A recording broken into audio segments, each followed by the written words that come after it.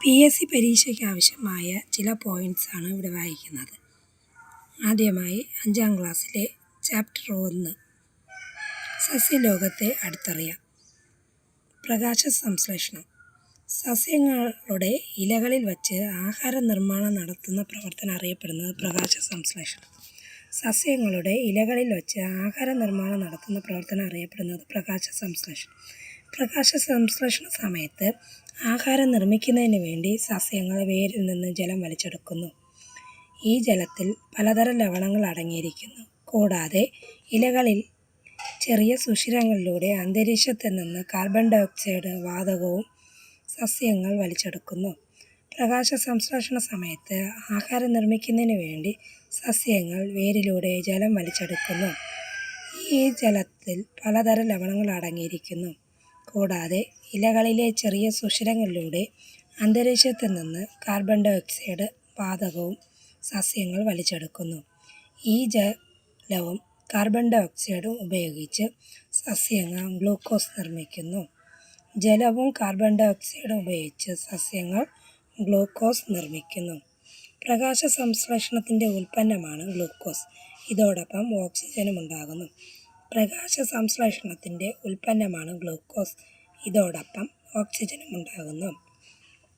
പ്രകാശ സംശ്ലേഷണ ഫലമായി ഉണ്ടാകുന്ന ഓക്സിജൻ സസ്യങ്ങൾ പുറത്തുവിടുന്നത് പകൽ സമയത്ത്.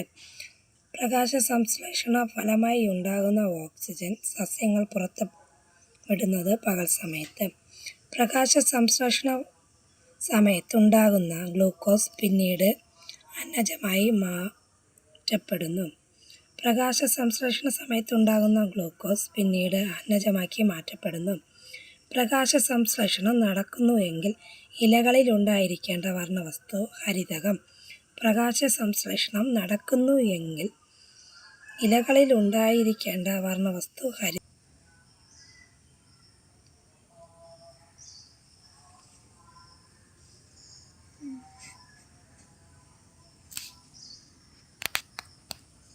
ഭക്ഷ്യയോഗ്യമായ സസ്യഭാഗങ്ങൾ: വേര്, മരിച്ചിനി, ക്യാരറ്റ്, റാഡിഷ്, മധുരക്കിഴങ്ങ്.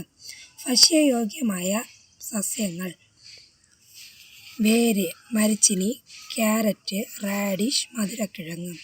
ഫലം: മാങ്ങ, തേങ്ങ, പാവൽ, ചക്ക, പടവലം. ഫലം: മാങ്ങ, തേങ്ങ, പാവൽ, ചക്ക, പടവലം. ഇല: ചീര, മുരിങ്ങയില, കാബേജ്. ചീര, മുരിങ്ങയില, കാബേജ്. വിത്ത്: നെല്ല്, ഗോതമ്പ്, കടല, പയർ. വിത്ത്: നെല്ല്, ഗോതമ്പ്, കടല, പയർ. പൂവ്: മുരിങ്ങയില, കോളിഫ്ലവർ, മത്തൻ, വാഴക്കൂമ്പ്.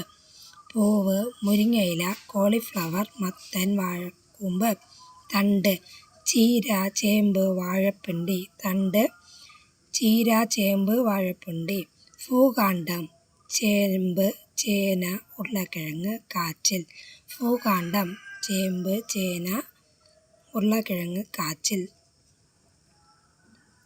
ആസ്യരന്ധ്രം: സസ്യങ്ങൾ ആഹാരം നിർമ്മിക്കുമ്പോൾ കാർബൺ ഡൈ ഓക്സൈഡ് സ്വീകരിക്കുകയും ഓക്സിജൻ പുറത്തുവിടുകയും ചെയ്യുന്നു.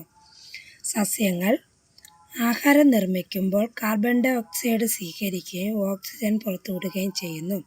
ഇത്തരം വാതക വിനിമയം നടക്കുന്ന ഇലകളിലെ ചെറിയ സുഷിരങ്ങളാണ് ആസ്യരന്ധ്രങ്ങൾ.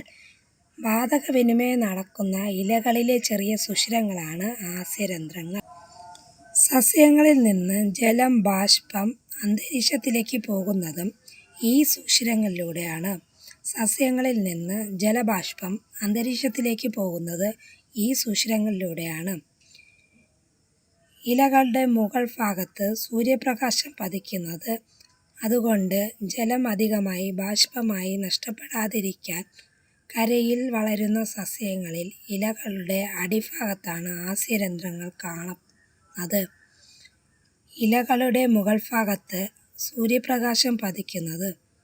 അതുകൊണ്ട് ജലം അധികമായി ബാഷ്പമായി നഷ്ടപ്പെടാതിരിക്കാൻ കരയിൽ വളരുന്ന സസ്യങ്ങളിൽ ഇലകളുടെ അടിഭാഗത്താണ് ആസ്യരന്ധ്രങ്ങൾ കാണുന്നത്. സൂര്യപ്രകാശം നന്നായി ലഭിക്കുന്ന തരത്തിലാണോ സസ്യങ്ങളിൽ ഇല ക്രമീകരിച്ചിരിക്കുന്നത്? സൂര്യപ്രകാശം പരമാവധി ലഭിക്കുന്ന തരത്തിലാണ് ഇലകൾ ക്രമീകരിച്ചിരിക്കുന്നത്. സൂര്യപ്രകാശം പരമാവധി ലഭിക്കുന്ന തരത്തിലാണ് ഇലകൾ ക്രമീകരിച്ചിരിക്കുന്നത്. വ്യത്യസ്ത രീതിയിലുള്ള ഇലകളുടെ വിന്യാസങ്ങൾ. ഏകാന്തര വിന്യാസം. ഒരു പർവ്വതത്തിൽ നിന്നും ഒരു വശത്തേക്ക് ഒരു ഇല എന്ന രീതിയിലുള്ള വിന്യാസം. ഉദാഹരണം ചെമ്പരത്തി. ഏകാന്തര വിന്യാസം. ഒരു പർവ്വതത്തിൽ നിന്ന് ഒരു വശത്തേക്ക് ഒരു ഇല എന്ന രീതിയിൽ വിന്യാസം. ഉദാഹരണം ചെമ്പരത്തി. എതിർവിന്യാസം. ഒരു പർവ്വതത്തിൽ നിന്നും ഇരുവശത്തേക്കും ഓരോ ഇലകൾ എന്ന രീതിയിലുള്ള ക്രമീകരണം. എതിർവിന്യാസം. ഒരു പർവ്വതത്തിൽ നിന്നും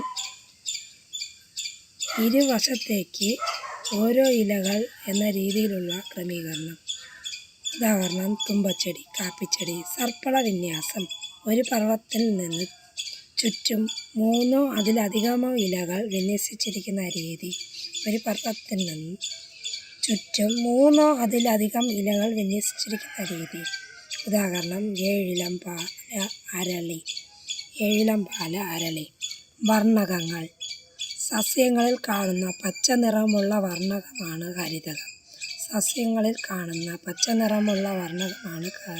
ഹരിതകം. ആഹാര നിർമ്മാണത്തിന് ആവശ്യമായ സൂര്യപ്രകാശത്തെ ആഗീകരണം ചെയ്യുന്നത് ഹരിതകം.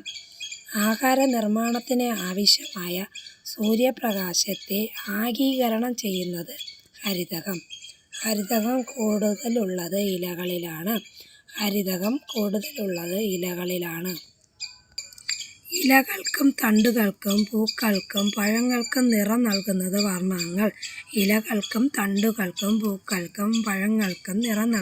വർണ്ണകങ്ങൾ. ഹരിതകമില്ലാത്ത വർണ്ണകങ്ങളും സസ്യങ്ങളിലുണ്ട്.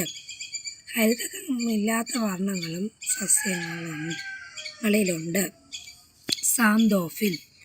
നൽകുന്ന നിറം മഞ്ഞ നിറം. ഉദാഹരണം വാഴപ്പഴം. സാന്തോഫിൻ നൽകുന്ന നിറം മഞ്ഞ നിറം. ഉദാഹരണം വാഴപ്പഴം. കരോട്ടിൻ നൽകുന്ന നിറം ഓറഞ്ചും മഞ്ഞയും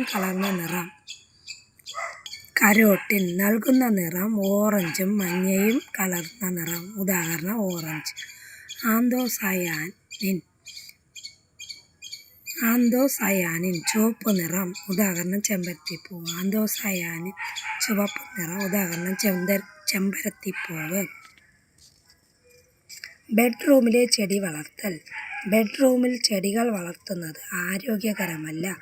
ചെടികൾ രാത്രിയിൽ പ്രകാശസംശ്ലേഷണം നടത്താത്തതിനാൽ മുറിയിലെ ഓക്സിജന്റെ അളവ് കൂടുന്നില്ല.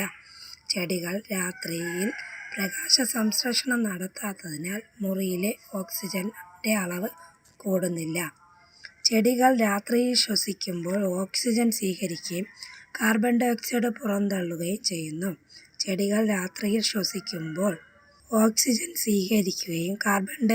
പുറന്തള്ളുകയും ചെയ്യുന്നു. ഇങ്ങനെ ചെടികളും മനുഷ്യനും ശ്വസിക്കുന്നതുമൂലം മുറിയിലെ ഓക്സിജന്റെ അളവ് കുറയുകയും കാർബൺ ഡയോക്സൈഡിന്റെ അളവ് കൂടുകയും ചെയ്യുന്നു. ഇത് ആരോഗ്യത്തിന് നല്ലതല്ല. ഇങ്ങനെ ചെടികളും മനുഷ്യനും ശ്വസിക്കുന്നതുമൂലം മുറിയിലെ ഓക്സിജന്റെ അളവ് കുറയുകയും കാർബൺ ഡയോക്സൈഡിന്റെ അളവ് കൂടുകയും ചെയ്യുന്നു. ഇത് ആരോഗ്യത്തിന് നല്ലതല്ല. സസ്യങ്ങളുൾപ്പെടെ എല്ലാ ജീവികളും പകലും രാത്രിയും ശ്വസിക്കുന്നു. അപ്പോൾ ഓക്സിജൻ സ്വീകരിക്കുകയും കാർബൺ ഡയോക്സൈഡ് പുറത്തുവിടുകയും ചെയ്യുന്നു. സസ്യങ്ങളുൾപ്പെടെ എല്ലാ ജീവികളും പകലും രാത്രിയും ശ്വസിക്കുന്നു. അപ്പോൾ ഓക്സിജൻ സ്വീകരിക്കുകയും കാർബൺ ഡയോക്സൈഡ് പുറത്തുവിടുകയും ചെയ്യുന്നു. സസ്യങ്ങൾ പ്രകാശസംശ്ലേഷണം നടത്തുമ്പോൾ മാത്രമേ ഓക്സിജൻ പുറന്തള്ളുന്നുള്ളൂ. ശ്വസന സമയത്ത് കാർബൺ ഡയോക്സൈഡാണ് പുറത്തുവിടുന്നത്. സസ്യങ്ങൾ പ്രകാശസംശ്ലേഷണം നടത്തുമ്പോൾ മാത്രമേ ഓക്സിജൻ പുറന്തള്ളുന്നുള്ളൂ. ശ്വസന സമയത്ത് കാർബൺ ഡയോക്സൈഡ് പുറത്തുവിടുന്നു. പ്രകാശസംശ്ലേഷണം രാത്രിയിൽ സാധ്യമല്ല. രാത്രിയിൽ സൂര്യപ്രകാശമില്ലാത്തതിനാണ് കാരണം.